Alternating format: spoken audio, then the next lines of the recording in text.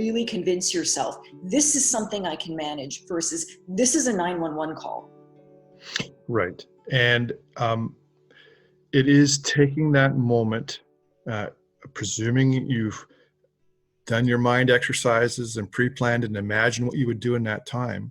But it is taking that moment, and even first responders do this. Police and firefighters and paramedics will all tell you that when they roll up on the scene and they're viewing it, they take that moment to not only absorb and get information from what they see, but also to take a couple deep breaths and go, okay, this is how I'm going to handle it. And that act of taking that small pause for a matter of seconds really focuses you.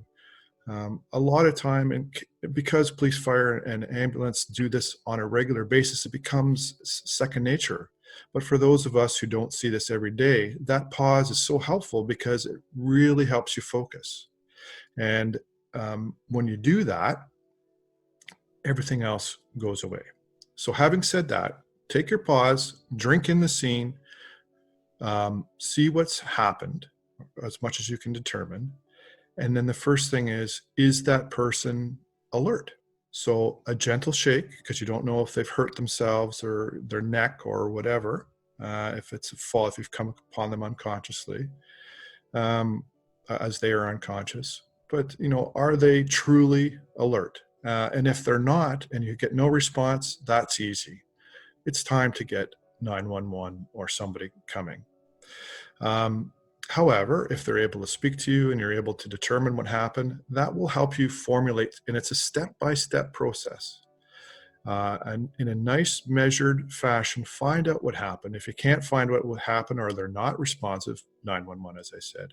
Very few times can you err by calling 911. So that's very helpful. But again, as we talk today, we've kind of started about being the caregivers being in a mindset, doing their imagining what they would do, finding out where their challenges might be, their uncomfortableness, taking courses for that, CPR, as I said.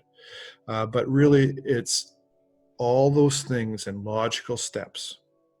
And once you do it, and once it happens, the comfort and the confidence, more importantly, the confidence that you'll get will really compound, and every experience will make it easier in some sense.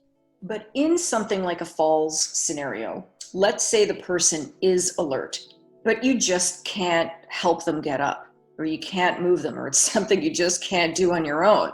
You may still be reticent to call 911 because in your mind you may be like, well, the person's fine, I just can't help them up. What would you recommend? Well, in that case, now there are a lot of variables.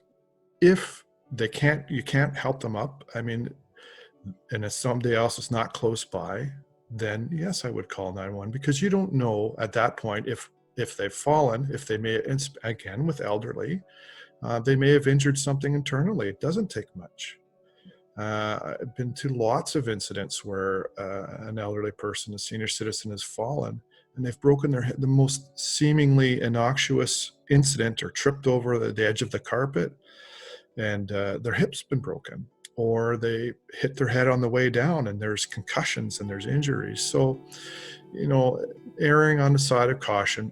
If you walked into the scene and the first thing you did was call 911, well, that's probably a little bit too early. Try and get some information, because when you do call or on the phone to 911, they'll be asking you some questions.